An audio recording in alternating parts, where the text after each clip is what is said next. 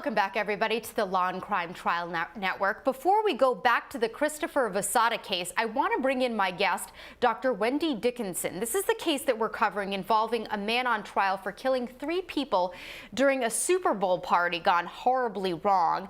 One of the things we've been hearing all morning long is testimony from a key witness who was actually the one that was hosting the party or the get-together. And he talked about during, there you see actually him being brought in again because they had a brief break and he's being brought back to the witness stand. Very quickly, before we continue with cross-examination of this witness, does it matter that he was admittedly high on drugs the entire time, ecstasy and other drugs, in terms of his memory of the actual shooting? Dr. Dickinson. Absolutely. Drugs can completely impact people's perception of an event. They can hallucinate something that's not real or didn't really happen. They can fabricate details, add color to a story that wasn't there, or they can completely forget things that happened. So it absolutely impacts their ability to have an accurate recall of what was happening at the time. Okay, thank you, Dr. Dickinson. Stand by. We're going to watch some more testimony. It is live out of Florida. Charles Varpagel back on the stand. He's been on all morning. He now is undergoing cross-examination by the defense attorney. Again, he is a 4-time convicted felon.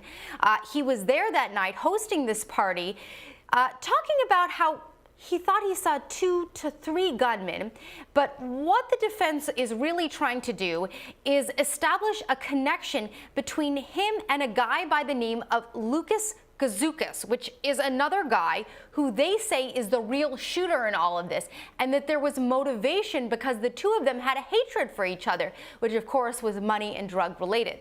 Let's listen in. The testimony has come to a bit of a halt. It looks like the defense's attorney is having this witness go over some calls and text messages that he was having. Wendy Dickinson, as you kind of think about this case from the juror's perspective, Doctor, the fact that all of these people were involved in kind of an underworld of drugs and guns, does that have an effect on jurors in terms of how they interpret not only this guy's testimony, but the case in general?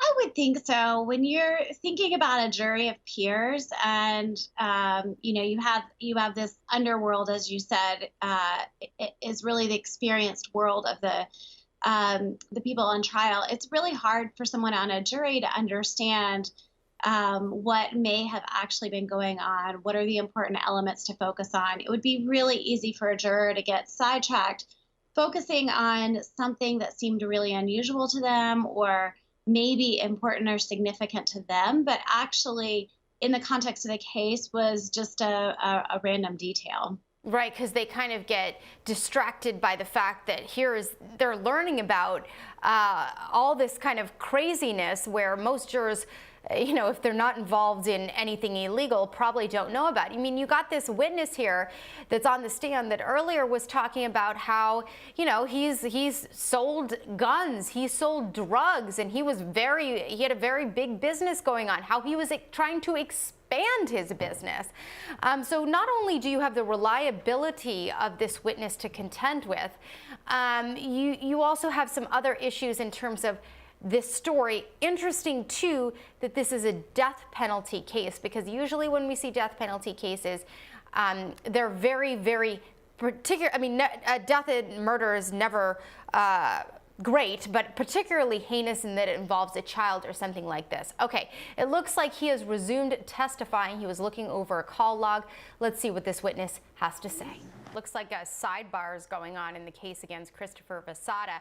I want to bring in Dr. Wendy Dickinson. She joins me via Skype. Wendy, what do you make of his demeanor during this cross-examination? Because he's denying a lot of the defense attorney's points. How do you think he appears to the jurors?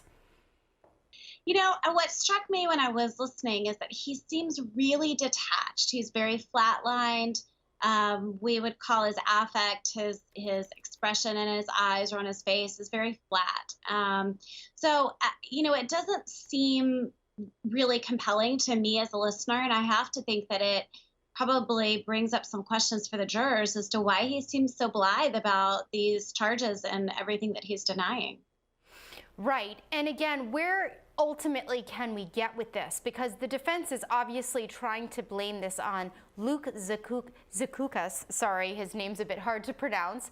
But, you know, we're going very methodically through these text messages, and I am just wondering if the jurors are perhaps getting lost in the weeds of this and losing the big picture here.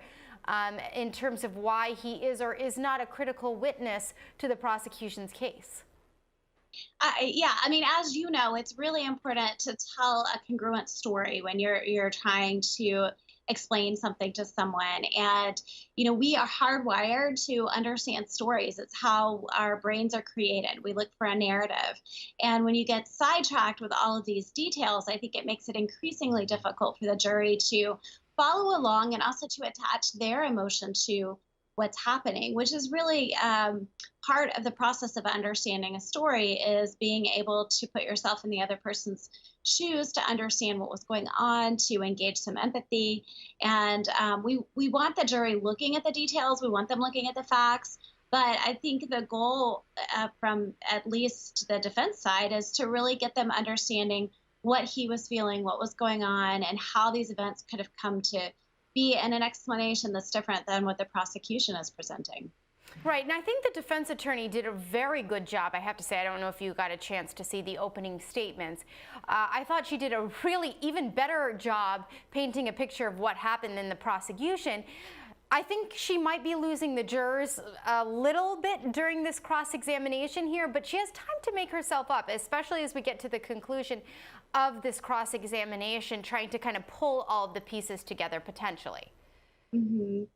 Yeah, I think it's a hard decision to make in terms of how much detail you get into, what kinds of information you're giving the jurors, with the level of detail that they're trying to get into and establishing a timeline and presenting information like these text messages. You have to be detailed. And I think finding a way to do that in a way that's coherent, it still sticks to that story that you were talking about that she presented in the beginning, I think is the critical part.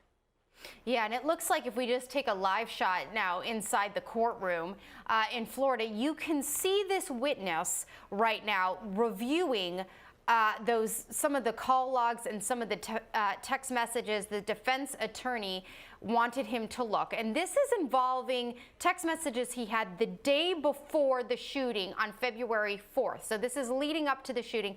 Let's listen in as the defense attorney continues her cross-examination. Charles Varpagel there, the key witness, one of the key witnesses in this case, reviewing some more of the text messages. But it's very interesting, this cross-examination, because the defense attorney is trying to prove points, and basically this witness, Dr. Dickinson, is shutting her down. He doesn't seem to be very compliant. You know, his responses are short. He doesn't seem to be wanting to engage in a conversation. And, you know, we don't have the luxury of knowing if that's just kind of how he shows up in life. That's sort of who he is, or if this is some kind of tactic he's been coached for on the stand. But she's having a really hard time getting anything out of him. I will say, just listening to his direct when the prosecution was questioning him, he is pretty much matter of fact and answers the questions very simply, doesn't elaborate here.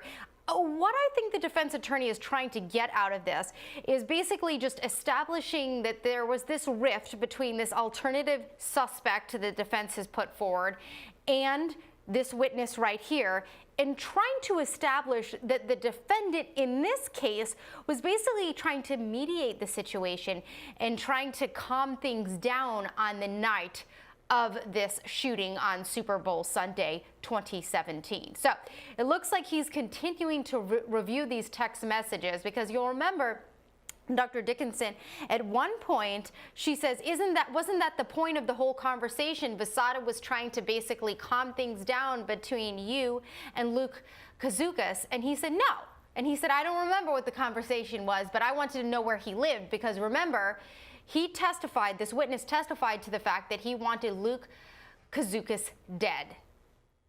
I thought that was particularly interesting. Yeah, so it's an interesting turnaround when you go from admitting that you want someone to dead and then kind of trying to back out of the whole conversation. You don't remember any of the rest of it. I do wonder what effect the drugs that he admitted to using has had on his recall or even his experience of the night. My understanding is that he was using some ecstasy, which is a party drug, Yep. and does have a side effect of hallucinations. It would contribute to the late hours as a stimulant, so staying up for long stretches of time, sort of impaired judgment, overconfidence. That when you come down off of a drug like this, it's your viewpoint of life. What happened, your memories can often be really different than your experience in the moment. So I Very do. good. Yeah, very good point, Dr. Dickinson. The fact he admitted to the ecstasy, he admitted to smoking a joint, he admitted to doing coke. The night this all happened, or leading up to when all this happened, does that taint his memories? Because when he was testifying in direct, he seemed to be very, very clear about what happened. But could things actually be much murkier? So let's continue to listen in to the defense attorney, very close to this witness, having him review these text messages. Let's listen in.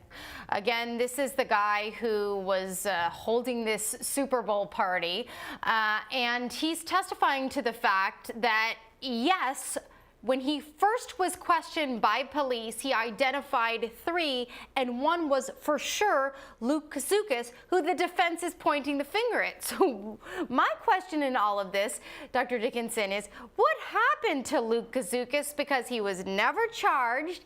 I don't know if he's going to be a witness in all of this, but it's pretty damning, the fact that you have a guy on the stand then changing his testimony from what he initially told police to what he said on the stand today, which was it was maybe 3 people, maybe 2 people, from actually identifying 2 black males and a white male. Do you think that's going to make a difference? Yeah, it does seem like he's having a hard time keeping his story together, and it would be hard for us to know exactly what's going on. I do think if somebody's interviewed right after an incident happens, emotions are high. It sounds like he had some drug use in his system, so that could change his recollection of the event.